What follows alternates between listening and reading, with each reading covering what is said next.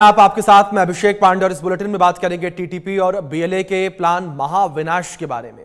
Pakistani army का हवा BLA TTP ने हवा में उड़ा दिया है। बीएलए और टीटीपी खुद ड्रोन स्ट्राइक करके पाकिस्तानी सेना को मार भगा रही है और आज दक्षिणी वजीरिस्तान में टीटीपी ने 10 पाकिस्तानी सैनिकों को मार गिराया। खबर यहां पर यह भी है कि अगस्त की 15 से 16 तारीख को पाकिस्तान में तांडव होगा, क्योंकि बलूचिस्तान ने ठाना है कि पाकिस्तान को भगाना है, एक नया स्वतंत्र देश बनाना है। तो वहीं पश्तूनों का खैबर को आजाद कराने का मकसद है, जिसमें अफगानी तालिबानी उनका साथ दे रहे हैं। क्या पाकिस्तान वाकई टूट जाएगा? आज इसी मुद्दे पर बात करेंगे। कुछ खास मेहमान भी हमारे साथ जुड़ेंगे इस चर्चा में और उनसे भी हम समझेंगे कि क्या स्थिति इस वक्त जो है वो पाकिस्तान के अंदर बनी हुई नजर आ रही है। बलूचिस्तान की आज़ादी की लड़ाई को लेकर बात की जाए तो बलूचिस्तान की आज़ादी की लड़ाई, ये पूरा संघर्ष इस वक्त कहां पहुंचता हुआ नजर आ रहा है, इस पूरे विषय पर चर्चा करेंगे। लेकिन दूसरी ओर अगर बात की जाए पाकिस्तानी आर्मी को लेकर तो लगातार पाकिस्तानी आर्मी के ऊपर हमले किए जा रहे हैं और सबसे बड़ी बात यहां पर यह है गौर करने की कि पाकिस्तानी आर्मी के द्वारा जो दम लगातार भरे जाते हैं, जो दावे लगातार किए जाते हैं, वो सभी दावे फेल होते हुए हवा हवाई होते नजर आ रहे हैं। इस विषय पर आप खास रिपोर्ट देखिए।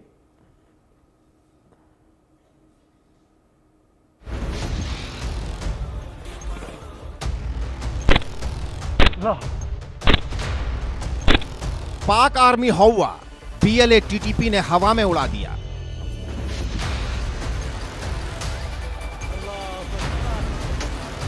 दक्षिणी वजीरिस्तान में टीटीपी ने 10 पाक सैनिक मार दिए। अमेरिका, असीम की आर्मी, कोई नहीं बच पाएगा। लिख लो, अगस्त 15-16 को पाकिस्तान में तांडव होगा।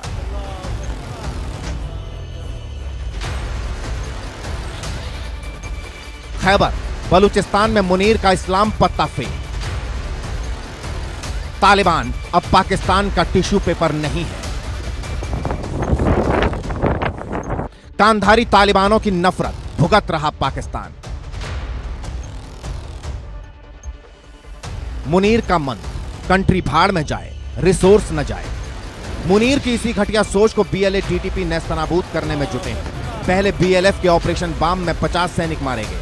अब टीटीपी ने दक्षिणी वजीरिस्तान में पाकिस्तानी सेना पर हमले कर 10 सैनिक मार दिए। खैबर की लड़ाई में देखिए कैसे चुन चुनकर पाकिस्तानी सैनिकों को मौत के घाट उतार दिया गया।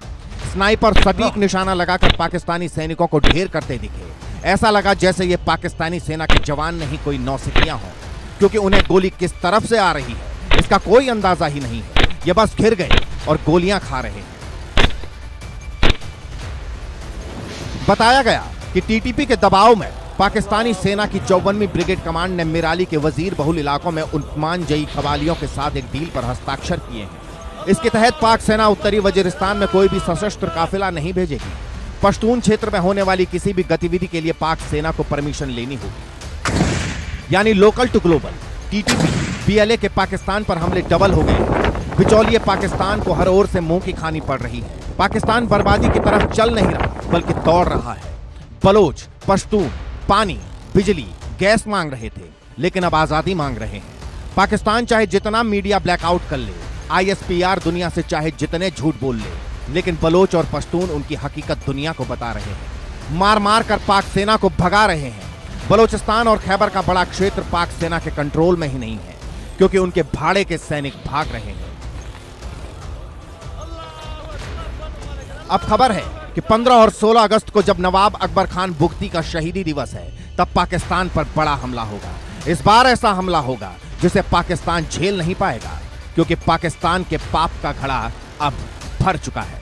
Bureau report, India news.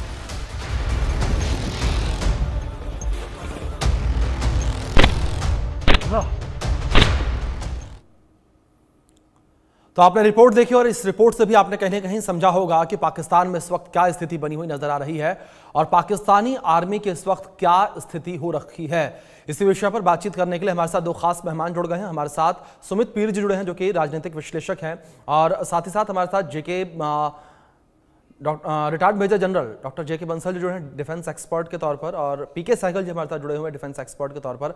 आप सभी मेहमानों का बहुत स्वागत है इस चर्चा में। और इस चर्चा की शुरुआत सबसे पहले सहगल साहब मैं आपसे करना चाहूँगा।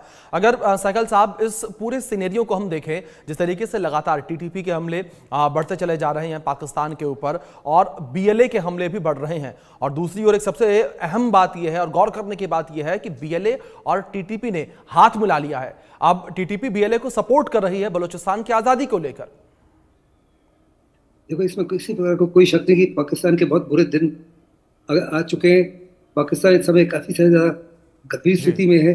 इकोनॉमिक इंस्टेबिलिटी है, पॉलिटिकल इंस्टेबिलिटी है, और मिलिट्री सिक्योरिटी इंस्टेबिलिटी है। और आए दिन पाकिस्तान के अंदर खास करके पख्तूनख्वा में, वजीरिस्तान में, कलात में, बलूचिस्तान के कई शहरों में बीएलए की तरफ से और तहरीके तालिबान की तरफ से पाकिस्तान की आर्मी के ऊपर बड़े घात लगा के हमले हो रहे हैं। और ये हमले तकरीबन हर दिन ही हो रहे हैं। एक महीने में 30 से 50 से 60 हमले हो चुके हैं। और पाकिस्तान की आर्मी का मोरल और मोटिवेशन काफी गिर चुका है। पाकिस्तान के लोग जो है, ऑफिसर जो है और सैनिक जो है, इस इलाके में आने के लिए घबराते हैं। उधर दुरंद लाइन के ऊपर तालिबान भी उनको तंग कर रहा है। अफगानिस्तान के माध्यम से तालिबान ने हर प्रकार के मॉडर्न हथियार जो है तरीके तालिबान पाकिस्तान को दिए, बीएलए को दिए। उधर बीएलएफ ने भी हाथ जोड़ लिया है, और साथ ही साथ सिंध लिबरेशन आर्मी भी उनकी मदद कर रही है। ऐसे में मुझे साफ तौर पे नजर आता है कि पाकिस्तान बहुत बड़े पैमाने पर अपना पैसा खर्च करता है हिंदुस्तान के को बर्बाद करने के लिए, हिंदुस्तान के अंदर दहशतगर्दी को फैलाने के लिए। अगर वही पैसा वो अपने इंफ्रास्ट्रक्चर को ठीक करने के लिए अपने लोगों की तरफ खर्च करता, उनकी देखभाल करता, उनकी एजुकेशन की तरफ ध्यान देता, उनके हेल्थ केयर की ध्यान देता, उनको वो तमाम सहूलतें देते जो उनकी अपेक्षा थी, तो आज ये स्थिति नहीं आती। लेकिन अभी काफी ज़्यादा लेट हो चुका है। पाकिस्तान जो है बहुत बड़े पैमाने पर दुनिया को झूठ बोल रहा है कि वास्तव में स्थिति जो है बिल्कुल उनके काबू में है, और वो सूनर देन लेटर स्थिति के ऊपर हर प्रकार से सफलता हासिल कर लेंगे। चाइना बड़ा चिंतित होगा, क्योंकि चाइना का जो सीपेक है, सीपेक तकरीबन 2000 किलोमीटर तरीके तालिबान पाकिस्तान की टेरिटरी और बीएलए की टेरिटरी से होके जाता है। और वास्तव में वहाँ पे ये हमले चाइनीज इंजीनियर के ऊपर, चाइनीज लेबर के ऊपर, और पाकिस्तान की आर्मी और सिक्योरिटी फोर्स के ऊपर हो रहे हैं। आए दिन वहाँ की पुलिस की पोस्ट के ऊपर हमले हो रहे हैं। उनकी ट्रेन्स को हाईजैक किया जा रहा है, उनकी बसेस को हाईजैक किया जा रहा है, और लोगों को निकाल कर जो भी पंजाब प्रोविंस के लोग हैं और जो गैर बलूचीज हैं और गैर पख्तूनख्वा के लोग हैं, उनको मार दिया जा रहा है। जितनी भी मेजर रोड्स हैं उनके ऊपर, सबके ऊपर तकरीबन दबदबा है बीएलए का या टीटीपी का। कहा जा रहा है कि पख्तूनख्वा का इलाका जो है उसमें तो पाकिस्तान की आर्मी का इस समय कोई भी कंट्रोल नहीं है। अगर वो वास्तव में आज इंडिपेंडेंस घोषित करें तो अपना तिरंगा वहाँ, अपना झंडा वहाँ लगा सकते हैं, क्योंकि वहाँ वो एरिया कंप्लीटली पाकिस्तान से लिबरेट हो चुके हैं। और बलूचिस्तान में भी कुछ इलाके जो है वहाँ पाकिस्तान की आर्मी जाने से घबराती है, वो एरिया भी काफी लिबरेट हो चुके हैं। बिल्कुल। लेकिन पाकिस्तान इतनी आसानी से ये जंग हारेगा नहीं, उसकी जबरदस्त कोशिश होगी। बिल्कुल बिल्कुल सहगल साहब, बिल्कुल ठीक कहा आपने कि पाकिस्तान की भी जबरदस्त कोशिश लगातार यहां पर बनी हुई है कि जो कंट्रोल बलूचिस्तान का उसने बनाकर रखा है वो कंट्रोल उसके हाथ से ना जाए। सुमित जी, मैं आपका रुख करूंगा। अगर टीटीपी और बीएलए के इस गठजोड़ को लेकर बात की जाए सुमित जी, तो जो मौजूदा स्थितियां इन दोनों के गठजोड़ से बनती नजर आ रही हैं, क्या इन स्थितियों में आप पाकिस्तान को टूटते हुए देख रहे हैं? सबसे पहले तो अभिषेक जी, शो पे बुलाने के लिए आभार, और सभी दर्शकों को प्रणाम। देखिए, हमारे यहाँ कहावत है कि जब दिया का अंत होने वाला है तो दिए की लो बढ़ जाती है। पाकिस्तान की परिस्थिति कुछ ऐसे ही है। ये जो आप विनाश का तांडव वहां देख रहे हैं, ये एक चीज को दर्शाता है कि फील्ड मार्शल आसिम मुनीर के सिपाही ढेर हो रहे हैं। फील्ड मार्शल आसिम मुनीर का सिस्टम खत्म हो रहा है। पाकिस्तान में रह के अपने सिपाहियों को नहीं बचा पा रहा, ये विदेशियों को क्या बचाएंगे, और चाइना का सीपे क्या चलाएंगे, और अब बलूचिस्तान में इन्वेस्टमेंट की बातें कर रहे हैं, रेको डेक में माइनिंग की बातें कर रहे हैं, क्या ये करेंगे? आप देखिए, आपने सही कहा कि बिल्कुल गाजर मूली की तरह कट रहे कहना तो नहीं चाहिए, बस जो दृश्य दिखा रहे वही है। और आप देखिए कितना हताश है पाकिस्तानी सिपाही। इसके पास बंदूक नहीं है साहब, इसके पास खाना नहीं, इसकी तनख्वाह नहीं मिलती, रोटी नहीं मिल रही, बंदूक है तो गोली नहीं, ऐसे में कहां से लड़ेगा ये? परिस्थिति ये है, पाकिस्तान के जनरल कर्नल पाकिस्तान को बेच के खा गए, पाकिस्तान के फ्यूचर को का इन्होंने सौदा कर लिया। इनके पास खुद बहुत बड़े मकान मेंशन और पाकिस्तानियों के पास कुछ नहीं है। तहरीक तालिबान और ये बीएलए का बहुत पहले जॉइंट वेंचर हो गया था। उन्होंने कहा था कि जी हम ईद के बाद आप पे बिल्कुल ताबड़तोड़ अटैक करेंगे, और ताबड़तोड़ अटैक हो रहे हैं। पीछे आपने बाम में देखा जी 84 जगहों पे अटैक किया, 72 घंटे तक चला। बलूचिस्तान में कौन से बलूचिस्तान की बात कर रहा था मुनीर? कौन से बलूचिस्तान में कह रहा था आओ यहाँ के मिनरल्स निकालो? भैया हमारी सेना 72 घंटे तक चंद बलोच भाइयों से उस जमीन को नहीं छोड़ा पा रही। तुम्हें तो भैया चूड़ियां पहननी चाहिए।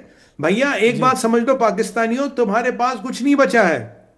तुम्हारी सेना बस कागजों में। मैं याद दिलाना चाहूंगा जब मुनीर ने कहा था अरे ये बलोच कितने 10, 15, 20 हजार लोग हैं, मेरे पास तो 1 मिलियन की सेना। आज मैं पूछता हूं कहां गई वो मिलियन की सेना?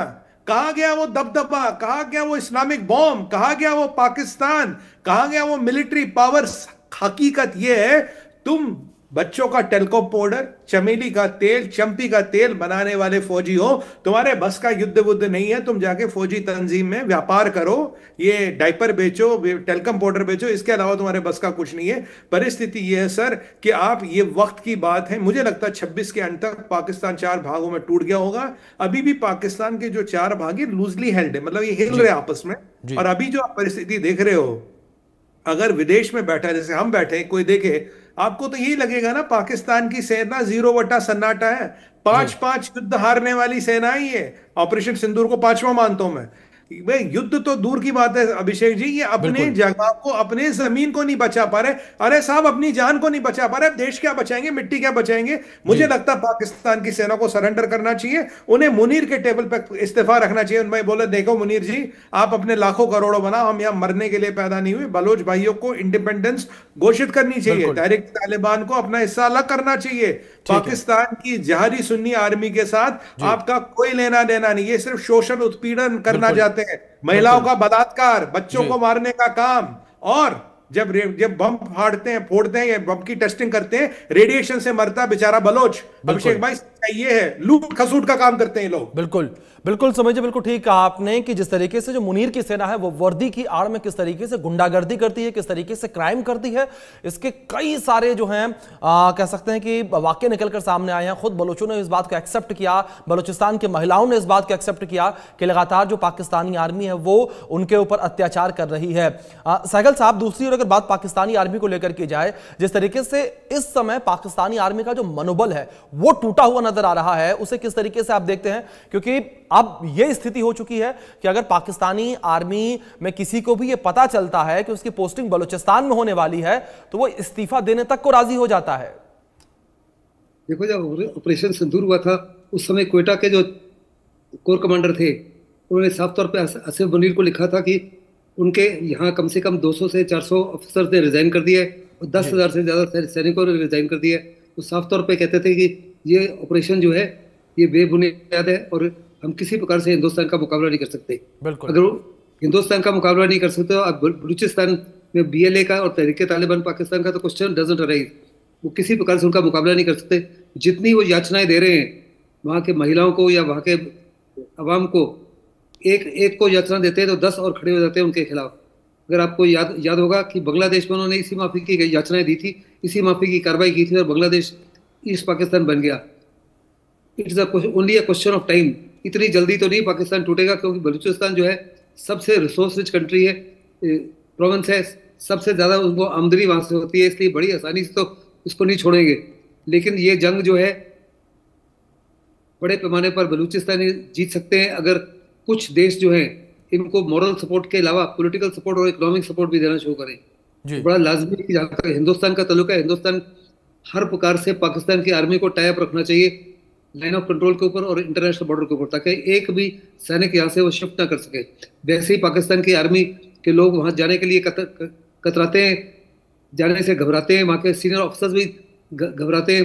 कहा जा रहा है कि क्वेटा के अंदर उनके अपने कोर कमांडर वगैरह जो है बाहर शाम को निकलना नहीं चाहते, और निकलते हैं तो बहुत बड़ा सिक्योरिटी सेटअप को लेकर जाते हैं। अगर ये हालात है सीनियर ऑफिसर्स की, तो एक सैनिक कितना घबराया होगा, उसका मोरल कितना डाउन होगा, उसकी मोटिवेशन कितनी होगी। बड़ा लाजमी है कि आहिस्ते आहिस्ते पाकिस्तान की आर्मी में बगावत हो, और इस बगावत की शुरुआत होनी चाहिए बलूचिस्तान से और तहरीके तालिबान पाकिस्तान से, कि वहाँ पे जाने के लिए पोस्टिंग से लिए वहाँ के सैनिक इनकार करें, वहाँ के सिक्योरिटी फोर्स इनकार करें, क्योंकि आए दिन वहाँ पुलिस पोस्ट के ऊपर हमले हो रहे हैं, पुलिस मैन मारे जा रहे हैं, उनके वहाँ पे जितने भी सिक्योरिटी फोर्सेस हैं उनके बच्चे जो हैं, जो स्कूलों में उनके वो जब स्कूल जाते हैं तो माँ बाप को ये नहीं पता होता कि वो वापस घर आएंगे कि नहीं आएंगे, और अगर आएंगे तो किस हालात में आएंगे। ये डर बहुत लाजमी है कि ये डर को और 100 गुना बढ़ाया जाए जी इसी के माध्यम से। और जहाँ तक पाकिस्तान के army field marshal Asif Munir का ताल्लुक है, उन्होंने अपने आप को फील्ड मार्शल तो बना लिया है, प्रेसिडेंट का भी ख्वाब ले रहे हैं कि अपने स्टेटस को दुनिया में एक किस्म से हेड ऑफ स्टेट के तौर पे दिखाना चाहते हैं। लेकिन वास्तव में पाकिस्तान की आर्मी के अंदर 3 से 4 जो है पुराने चीफ ऑफ आर्मी स्टाफ ने साफ तौर पे कहा है कि आज पाकिस्तान की दुर्दशा की मेन कारण है आसिफ मुनीर, और आसिफ मुनीर को जितनी जल्दी हटाया जाए उतनी जल्दी। फिर इनके लिए सबसे बड़ी चुनौती अभी इमरान खान है।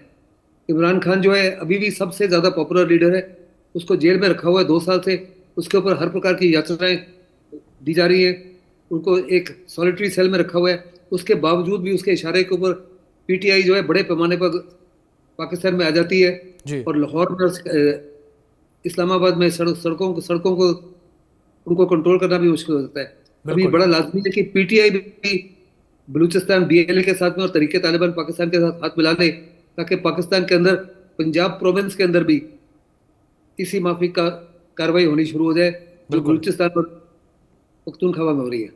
बिल्कुल जी। सुमित जी, दूसरी ओर जो स्थितियां इस वक्त बनी हुई नजर आ रही हैं, इन स्थितियों में मैं सबसे पहले आपसे एक चीज और समझना चाहूंगा, वो ये कि जो अमेरिका की भागीदारी हाल फिलहाल में देखने को मिली है वो किस तरीके से आप देखते हैं? क्योंकि पहले से ही चीन के इन्वॉल्वमेंट लगातार देखने को मिली और लगातार ये कहा गया कि चीन जो है वो सीपीईसी कॉरिडोर की वजह से कभी नहीं चाहेगा कि बलूचिस्तान आजाद हो, बलूचिस्तान को आजादी मिले, क्योंकि चीन के भी अपने हित हैं। चीन ने भी बड़े पैमाने पर इन्वेस्ट किया है बलूचिस्तान के अंदर, पाकिस्तान के अंदर। ऐसे में सुमित जी, जो चीन की इन्वॉल्वमेंट और अमेरिका की इन्वॉल्वमेंट है वो इस समय किस तरीके से स्टैंड करती नजर आती है? जी, सबसे पहले तो अभिषेक जी आप समझिए जो सीपेक का रियल मतलब है, हम तो समझते चाइना पाकिस्तान इकोनॉमिक कॉरिडोर, मेरा मतलब है ये है China exploitation plot for economic colonies. जो इनके डेट ट्रैप में फंसे पड़े, जो इनके गुलाम है, उनको एक्सप्लॉइट करने का तरीका है सीपेक। पहली बात तो अभिषेक भाई, सवाल सीधी सी बात यह है, आप व्यापार करिए या क्लाशनिकोव चलाइएगा। जिन रूटों पे ट्रकें चलती है ना सामान लेके, गुड्स लेके, या तो वहां ट्रकें चलेंगे या क्लाशनिकोव चलेंगे या आरपीजी चलेंगे, आईडी फटेंगे। तो ये हम चाइना को बहुत पहले से समझा रहे थे, अगर तुम्हें लगता है कि तुम बलूचिस्तान और पीओके में से रास्ता निकाल लोगे और व्यापार करोगे और ये जो वहां के लोग हैं उनका शोषण, उत्पीड़न और प्रताड़न करोगे हमारी जमीन से, क्योंकि वो जमीन हमारी है, हमारी जमीन होते हुए तुम्हारा रास्ता निकलेगा और भैया कुछ भी नहीं होगा। फिर तो भैया तुम एक अलग ही दुनिया में रहते हो, जिसे एलिस इन वंडरलैंड कहते हैं अंग्रेजी में। एलिस इन वंडरलैंड में रहना रही है। ये बिल्कुल सही बात है अभिषेक भाई कि आज के डेट में सीपेक की कहानी खत्म है। सीपेक का पैसा डूब चुका, मालिक $45 बिलियन डूब चुका। सीपेक पार्ट 2 को लेके इशाक डार गया था पीछे चाइना ने एक दमड़ी नहीं दी। चाइना कहता अगर तुम्हें सीपेक में पैसा चाहिए, एक्सपेंशन चाहिए, पहले जो चाइना की पावर कंपनियों का पैसा बेटा पहले तो वो लाओ। दूसरी बात, मेरी पीएलए वहां उतरेगी। अब पीएलए को उतारना है तो पूरे पाकिस्तान के पार्लियामेंट में अधिवेशन पास करना पड़ेगा। पाकिस्तानियों को पता है पीएलए वहां आ गई निकलेगी नहीं, तो फिर तो तुम्हारी सॉवरेंटी रही नहीं। अगर तुम्हारी जमीन में तुम्हारे बचाव के लिए बाहर की विदेश की आर्मी आ रही तो तुम्हें तो भैया चूड़ियां पहन लो, फिर और तो कुछ तुम्हारे विकल्प बचेगा नहीं। तीसरा बात ये कह रहे हैं, चाइना कह रहा भैया हमें ग्वादर हैंड ओवर करो। ग्वादर का एयरपोर्ट याद कीजिए अभिषेक भाई, उसका इन्होंने वर्चुअली इनॉग्रेशन करवाया था, वहां नहीं ले गए चाइनीज प्रीमियर को, दूर दूर से वो टीवी पे बैठ बैठ के कह रहा साहब आपका इनॉग्रेशन हो गया। और चीनियों को कह रहे थे आपको रिकॉर्डेक देंगे। और अमेरिका इनको क्या कह रहा है, अमेरिका कह रहा भैया मुझे ग्वादर का पोर्ट चाहिए, मुझे ग्वादर का एयरपोर्ट चाहिए, और रिकोडेक हमारा है। दुनिया में सबसे सेकंड बिगेस्ट जो कॉपर और गोल्ड के रिजर्व है रिकोडेक में।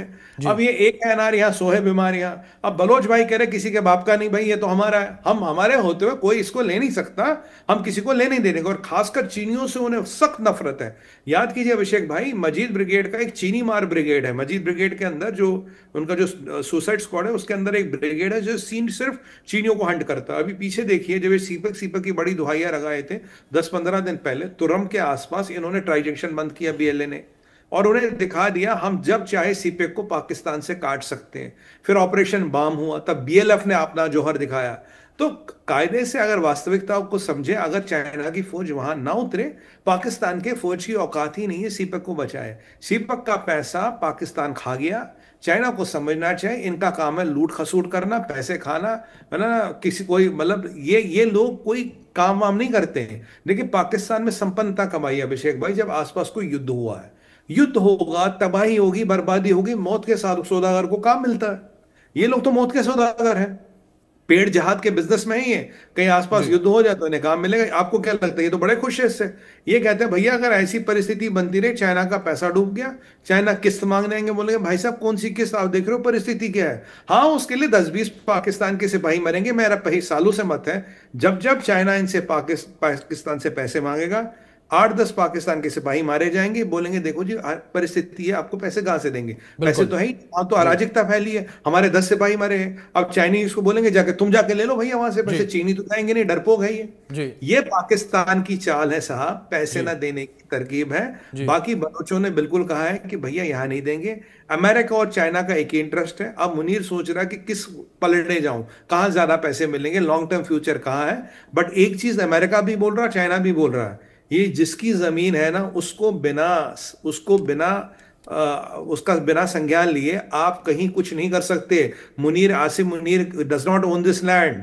ये फील्ड मार्शल बन सकता है, ये 5-5 युद्ध हार सकते हैं पाकिस्तानी। आज की परिस्थिति ये है अभिषेक जी, भारत की सेना छोड़िए, कोई बड़ी सेना भी छोड़िए, आज हम यूपी पुलिस को इजाजत दे दें तो पाकिस्तान फतह करके आए। यूपी पुलिस को बोलिए पाकिस्तान जीत के ला देगी आपके लिए, आर्मी सेना की जरूरत नहीं है। और दूसरी बात इनको बता रहे पाकिस्तानियों को, अरे तुम आसिम मुनीर कहते थे ना बलोच तो कितने 10-15 हजार है, मेरे पास 1 मिलियन की सेना, कहां है वो तेरी सेना, कहां गया वो जज्बा, कहां गया वो वर्चस्व, कहां गया वो दमखम। कहानी ये है कि तुम्हारी सिस्टम बिल्कुल बर्बाद हो चुका, तुम खत्म हो चुके हो, और कॉन्सेप्ट ऑफ पाकिस्तान जो था, जो जिन्ना का पाकिस्तान था, वो तबाह बर्बाद हो चुका है। इस पाकिस्तान की जितनी जल्दी अंत्येष्टि की जाए, तिलांजलि की जाए, उतना ही वहां लोग कम मरेंगे, उतनी ही वहां बर्बादी शायद कम हो जाए। बिल्कुल ये बड़ी बात आपने कही, जिस तरीके से आपने अभी जिक्र किया। इसी के साथ सहगल जी का मैं रुख करूंगा।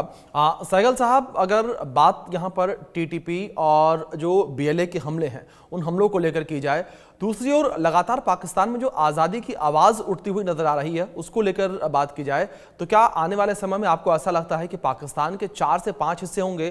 क्योंकि अगर सिंध को लेकर बात करूं तो वहां पर सिंधुस्तान बनाने की मांग की जा रही है, पंजाब को अलग करने की मांग की जा रही है, बलूचिस्तान में लगातार लड़ाई जारी ही है, खैबर पख्तूनख्वा को लेकर बात करें तो वहां पर टीटीपी लगातार अपने कब्जे करता नजर आ रहा है, लगातार पाकिस्तानी आर्मी के ऊपर हमले करके वो आगे बढ़ता चला जा रहा है, अपनी सीमाओं को बढ़ा रहा है। देखो, जिस दिन पाकिस्तान टूटेगा, पाकिस्तान के निश्चित 4 या 5 टुकड़े होंगे। पीओके के लोग जो है, गिलगिट बाल्टिस्तान के लोग हैं, पाकिस्तान से अलग होना चाहते हैं। सिंध के लोग पाकिस्तान से अलग होना चाहते हैं। बलूचिस्तान के लोग अलग होना चाहते हैं। तहरीके तालिबान पाकिस्तान के पख्तूनख्वा के लोग अलग होना चाहते हैं। और साउथ पंजाब जो है वो भी आज नॉर्थ पंजाब से अलग होना चाहता है। साउथ पंजाब और नॉर्थ पंजाब के बीच में भी आपस में एक किस्म से बहुत बड़े डिफरेंसेस हो गए हैं। और पाकिस्तान जो है साफ तौर पे चाहता है कि वहाँ चाइना बार बार कहती है कि हम सीपेक की सेफ्टी के लिए हम अपने ट्रुप्स को उतारना चाहते हैं। वो पाकिस्तान की आर्मी उनको अलाउ नहीं करेगी, क्योंकि it be tremendous loss of face और वहाँ का अवाम नहीं एक्सेप्ट करेगा। लेकिन अगर चीन अपने ट्रुप्स को लाता है तो चीन की बहुत बड़ी गलती होगी, क्योंकि उनको एडमिनिस्ट्रेटिव सपोर्ट जो है बलूचिस्तान से मिलना है, उनको खाना वहीं से आना है, उनका पानी वहीं से आना है, उनकी सारी एडमिनिस्ट्रेटिव सपोर्ट वहीं से आना है, लॉजिस्टिक सपोर्ट वहीं से आना है। उस लॉजिस्टिक सपोर्ट को, खाने पानी को कम्प्लीटली ये लोग तबाह कर देंगे। और ये पाकिस्तान चाइनीज जो ट्रुप्स आएंगे एक किस्म से घिर जाएंगे और they will be absolutely massacred. इसलिए चाइना भी बार बार कहता है ऐसा है, लेकिन अपने ट्रुप्स को कभी उतारेगा नहीं। तो साफ तौर पर जानता है कि बहुत बड़ी गलती होगी और इस गलती का उनको बहुत नुकसान होगा। लेकिन हिंदुस्तान के लिए बहुत लाजमी है कि पाकिस्तान जो है काफ़ी ज़्यादा कमज़ोर होना चाहिए, क्योंकि चाइना के हाथ में लाके वो हमारे ईस्टर्न में भी और नॉर्थ ईस्ट में भी काफ़ी ज़्यादा गदर कर रहा है। अभी उसने देखो दोबारा फिर से ऑपरेशन सिंदूर के बाद में उसने ड्रोन्स भेजना बंद कर दिए थे, बिकॉज ड्रोन्स बॉर्डर से 1 किलोमीटर या 1.5 किलोमीटर आते थे। अभी फिर से उसने ड्रोन भेजने शुरू कर दिए, which are going to a greater depth of 2 to 2.5 kilometres. और वो once again they dropping drugs, they dropping frequency, they dropping असला, और हिंदुस्तान को हर प्रकार से वो घेरने की कोशिश कर रहा है। उधर बांग्लादेश में जमात इस्लामी के साथ उनको वेपन्स दे रहा है, खुद तो कंगाल है, खुद उसके पैसा नहीं है। जैसे कि सुमित भाई कह रहे थे कि उनके सैनिकों के पास गोलियां नहीं है, गोलियां तो सारी वो टैंक्स के शेल तो वहां दे रहा है, और होप कर रहा है कि चाइना की तरफ से उनको और मिलता जाएगा। साथ ही साथ उनको ये भी आसिफ मानवी को साफ नजर आ गया कि चाइना का इक्विपमेंट जो है बड़ा यूजलेस है।